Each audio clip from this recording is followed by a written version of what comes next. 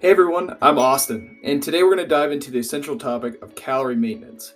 Why is it crucial and how can you achieve it? Firstly, understanding calorie maintenance is a key to maintaining your weight and reaching your health goals. It's about balancing the energy you consume with the energy you expand. A great way to think about this is by thinking of a scale or an input output. What you can do first is start by calculating your daily calorie needs. This gives you a baseline of what your body requires. You can use this via an app or an online calculator as a guide. At FitWave, what we do is we provide all of this to you with fitness at your fingertips. So whether it's workouts, understanding your calorie expenditure, or tracking your calorie intake, we can help make informed food choices and help keep you active to ensure that you're not either eating too much or too little.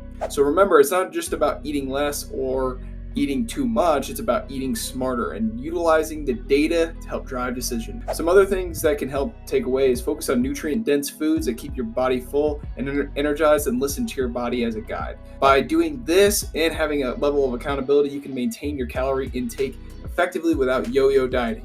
Thanks for watching, and let's make informed food choices together.